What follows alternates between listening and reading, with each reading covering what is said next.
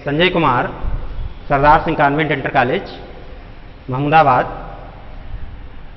आज मैं कक्षा 9 में सामाजिक विज्ञान के अंतर्गत आपको भूगोल विषय का अध्ययन कराऊंगा और इसमें जो हमारा पहला चैप्टर है वो है भारत स्थित एवं आकार या इंडिया साइज एंड लोकेशन। तो ये पहला चैप्टर है, तो इसमें हम भारत के बारे में जानेंगे। तो सबसे पहले हम चलते हैं भारत की भौगोलिक स्थिति पे। तो विश्व में पहले हम जानेंगे कि भारत की स्थिति कहाँ पर है। तो विश्व में जैसा कि हमने इधर आपका मानचित्र बनाया हुआ है विश्व का, तो इसमें यहाँ पर हम देख रहे हैं जो गोल घेरे में है ये भारत हमारा यहाँ पर पड़ता है और इसी का हमें यहाँ अध्ययन करना है। तो भारत की जो संस्कृति रही है तो वो बहुत प्राचीन संस्कृति रही है और भारत जो है संस्कृत के कारण ही प्राचीन काल से ही धनी रहा है। दूसरे देशों के बहुत से लोगों ने हमारे देश की संस्कृति का अनुकरण किया और उसके द्वारा उन्होंने अपने आप को जाना और पहचाना। अब यहाँ अगर भौगोलिक स्थिति में इसकी हम बात करते हैं तो भारत हमारा एशिया महाद्वीप में स्थित है। जो एशिया महाद्वीप सारे महाद्वीपों में सबसे बड़ा महाद्वीप है और इसी में हमारा भारत स्थित है। अब इसकी स्थिति और विस्तार पर हम चर्चा करेंगे कि भारत का जो अक्षांशीय विस्तार है या देशांतरीय विस्तार है, तो उसमें अक्षांशीय विस्तार में हम बोर्ड पर देख रहे हैं कि भारत का जो अक्षांशीय विस्तार है वो है 8 अंश 4 मिनट उत्तर से 37 अंश 6 मिनट उत्तर। अब यहीं अगर हम इसके देशांतरीय विस्तार की बात करते हैं तो यहाँ हम देख रहे हैं कि 97 अंश 25 मिनट पूर्वी देशांतर से 68 अंश 7 मिनट पूर्वी देशांतर में इसका विस्तार पाया जाता है। तो ये इसका अक्षांशीय और देशांतरीय विस्तार है। अब इसकी जो लंबाई है भारत की, तो भारत की जो कुल लंबाई है यहाँ जम्मू कश्मीर से लेकर के और यहाँ हम नीचे जाते हैं, यह है आपका कन्याकुमारी, जिसको अब आज के समय में भारत का दक्षिणतम बिंदु कहा जाता है। क्योंकि हम आपको बताए चलते हैं कि पहले जो था तो इसका जो दक्षिणतम बिंदु था वो था इंदिरा पॉइंट, जो आपका अंडमान निकोबार द्वीप समूह में स्थित था। लेकिन सन 2004 की सुनामी जब आई थी तो उसमें ये जो बिंदु था यहाँ पर ये जलमग्न हो गया था, तो इसलिए अब ये दिखाई नहीं देता है। तो अब आज के समय में इसी को दक्षिणतम बिंदु माना जाता है। वैसे उत्तरतम जो बिंदु है उसको इंदिरा कॉल के नाम से जाना जाता है और अब दक्षिणतम बिंदु को कन्याकुमारी के नाम से जाना जाता है। तो यहाँ से लेकर के यहाँ तक इसकी जो लंबाई है वो है 3214 किलोमीटर। ये इसकी कुल लंबाई है। चौड़ाई की अगर हम बात करते हैं इसकी, तो यहाँ गुजरात में कच्छ स्थान पड़ता है या इसका जिला है गुजरात राज्य का। तो कच्छ से लेकर के और दक्षिण में अरुणाचल प्रदेश में एक डिब्रूगढ़ नामक स्थान पड़ता है। तो वहाँ से लेकर के यहाँ तक की जो इसकी कुल चौड़ाई है, तो वो चौड़ाई है इसकी 2933 किलोमीटर। ठीक है, ये इसकी कुल चौड़ाई है। लंबाई अभी हमने बताया था, इसको देख लेते हैं। 3214 किलोमीटर ये इसकी कुल चौड़ाई है और ये इसकी लंबाई है। अब यहां पर हम देखते हैं कि इसका जो कुल क्षेत्रफल है, तो कुल क्षेत्रफल इसका भारत का वो है आपका 32,87,263 वर्ग किलोमीटर, ये इसका कुल क्षेत्रफल है। अब इसकी हम स्थल सीमा की अगर लंबाई देखें भारत की, तो स्थल सीमा की इसकी कुल लंबाई है 15,200 किलोमीटर। ये है इसकी कुल स्थल भाग की लंबाई। अगर ये यहाँ से यहाँ तक अगर ये सब हम इसके स्थल भाग की अगर लंबाई देखें ये, तो ये आपका कितना बताया हमने, 15,200 किलोमीटर। और अगर इसकी तट रेखा की लंबाई हम पूरी अगर लें लक्षद्वीप और अंडमान निकोबार द्वीप समूह सहित इसकी जो तट रेखा की कुल लंबाई है, तो वो है आपकी 7,516 किलोमीटर। ये इसकी तट रेखा की लंबाई है। तो इस तरह से ये इसका हमने विस्तार बताया। इसमें भारत के बीचों बीच से एक रेखा गुजरती है जिसको हम कर्क रेखा के नाम से जानते हैं।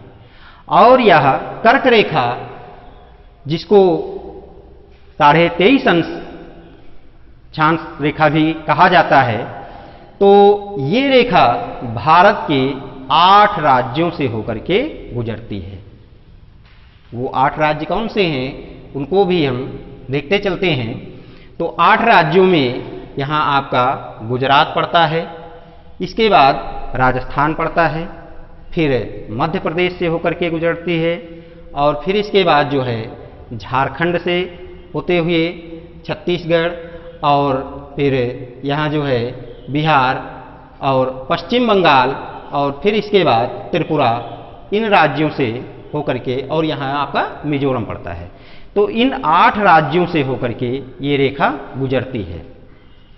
अब भारत का एक मानक यामोत्तर रेखा है, तो जैसे कि सभी देशों में होता है, सभी देशों का कोई ना कोई एक मानक यामोत्तर रेखा उसकी होती है, जहां से उस पूरे देश का समय निर्धारित किया जाता है। क्योंकि देशों का जो आकार होता है, तो किसी की लंबाई ज़्यादा है, किसी की चौड़ाई ज़्यादा होती है, तो उससे जो है पूरे एक देश का जो टाइम है वो एक नहीं हो पाता है, क्योंकि उसमें दिन और रात में अंतर पाया जाता है। लेकिन टाइम उसका एक करने के लिए ये मानक यामोत्तर रेखा उसकी बनाई जाती है। तो वही भारत की जो मानक यामोत्तर रेखा है, तो वो आपकी 82.5 अंश देशांतर रेखा है, जो भारत के 5 राज्यों से होकर के गुजरती है। और इन 5 राज्यों में जो समय इसका लिया जाता है, तो वो आपका हमारा जो उत्तर प्रदेश है, तो उत्तर प्रदेश में मिर्जापुर नामक जो स्थान है, यहाँ से जो है इसका समय पूरा निर्धारित किया जाता है। क्योंकि अगर देखा जाए तो यहाँ अरुणाचल प्रदेश जो है और यहाँ गुजरात, तो इनके दिन और रात के समय में 2 घंटे का अंतराल पाया जाता है। लेकिन अब इस समय को कवर करने के लिए ये मानक यामोत्तर रेखा बनाई गई है, जिसके कारण घड़ियां हमारी जो हैं वो एक ही समय दिखाती हैं दोनों स्थानों पर। लेकिन वो हमने जो बताया भी आपको कि दिन और रात में 2 घंटे का अंतर इसमें पाया जाता है। तो अब इसके बाद जो है ये हमने आपको इसकी अक्षांशीय स्थिति, देशांतरीय स्थिति, लंबाई चौड़ाई, क्षेत्रफल और इसका स्थलीय जो भाग है उसकी सीमा की लंबाई और पूरे अन्य जो स्थान हैं उनकी पूरी जो लंबाई है वो हमने आपको बता दी इसमें। ठीक, अब थोड़ा जो है आगे फिर हम चलते हैं।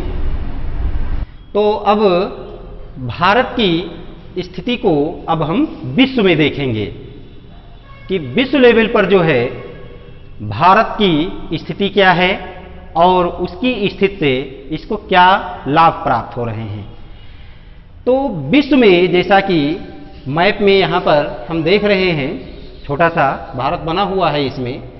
तो भारत जो है अभी जैसा शुरुआत में मैंने बताया था उसमें कि एशिया महाद्वीप जो है, तो एशिया महाद्वीप के दक्षिण और पूरब भाग में जो है ये स्थित है। तो ये जो स्थिति है इसकी, तो अन्य महाद्वीपों के साथ में या अन्य देशों के साथ में बहुत ही सुविधाजनक है, क्योंकि भारत का जो आकार है वो हम देख रहे हैं यहाँ मानचित्र में, जो यहाँ से जो है बिल्कुल नीचे की ओर नुकीला या संकरा गया हुआ है, या इसको जो है हम पठारी भाग के नाम से भी जानते हैं। तो ये जो दक्षिण का पठार है ये बिल्कुल नीचे अर्थात दक्षिण की ओर जो है ये बिल्कुल संकरा या नुकीला बना हुआ है, और यहीं पे जो है इसके पश्चिम में अरब सागर स्थित और पूरब में यहाँ पर बंगाल की खाड़ी स्थित है। और सबसे जो महत्वपूर्ण चीज है वो है यहाँ पर हिंद महासागर, जो पश्चिमी जो एशियाई देश हैं उन देशों के साथ में जुड़ा होने के साथ साथ अफ्रीका और अन्य देशों से भी ये जुड़ा हुआ है। तो इससे जो है भारत को दूसरे देशों के साथ में व्यापार करने में बहुत ही आसानी होती है, क्योंकि जो बंदरगाह हमारे देश के हैं वो सब हमारे दक्षिणी भाग में ही स्थित हैं। कुल 12 बड़े बंदरगाह पाए जाते हैं हमारे देश में, और 200 के समथिंग जो है छोटे बंदरगाह पाए जाते हैं। और ये 12 जो बंदरगाह हैं, तो ये 12 बंदरगाह ये सभी हमारे जो दक्षिणी भाग या जिसको प्रायद्वीपीय भारत कहा जाता है, इसी के दक्षिण में जो है ये सब पाए जाते हैं। और इसमें भी इनका जो संपर्क है तो वो यहाँ हम देख रहे हैं कि अफ्रीका महाद्वीप, इसके जो देश पड़ते हैं इन देशों के साथ में, यहाँ जो है यूरोपीय देश, और इधर जो है ये आपके एशियाई देश यहाँ पर ये पड़ते हैं। ठीक, तो और यहाँ पर ये ऑस्ट्रेलिया। तो इन सभी देशों के साथ में यहाँ से व्यापार करने में काफ़ी आसानी रहती है। तो इसीलिए प्राचीन काल से ही लोग भारत के साथ में, या भारत के लोग जो थे तो विश्व के कई देशों के साथ में व्यापार करते रहे, और उनका आवागमन दूसरे देशों के साथ में लगा रहा। और इसके द्वारा उन्होंने दूसरे देशों की संस्कृतियां, वहाँ से ज्ञान, तकनीकी, या वहाँ के लोगों ने हमारी संस्कृति को सीखा। तो इस तरह से बहुत सारे विचारों का आदान प्रदान हमारे देश के द्वारा होता रहा वहाँ से, और इसका लाभ हमारे देश के साथ साथ अन्य देशों को काफ़ी मिला हुआ है। इसमें रोको भैया जरा। तो अब यहाँ जो है हम इसके कुछ पड़ोसी देशों के बारे में जानेंगे और राज्य हैं। तो भारत के जो कुल राज्य हैं वर्तमान में वो हैं 28 और केंद्र शासित प्रदेश जो हैं वो हैं 9 केंद्र शासित प्रदेश हैं। 7 थे पहले, 2 बढ़े हैं, तो 9 केंद्र शासित प्रदेश और 28 राज्य हैं। क्योंकि इसमें जम्मू कश्मीर को जो है अब केंद्र शासित प्रदेश का दर्जा दे दिया गया, उसको 2 पार्ट में बांट दिया गया है, लद्दाख और जम्मू कश्मीर में 2 भागों में विभाजित कर दिया गया है। तो अब इसकी सीमाओं पर जो स्थित देश हैं या जिनको हम पड़ोसी देश कहते हैं, तो उनके बारे में हम जान लेते हैं कि इसके जो कुल पड़ोसी देश हैं उनकी संख्या है 8 और उन 8 देशों में अगर देखा जाए तो भारत के उत्तर और पश्चिम में पाकिस्तान और अफगानिस्तान, ये 2 देश स्थित हैं। कहां पर?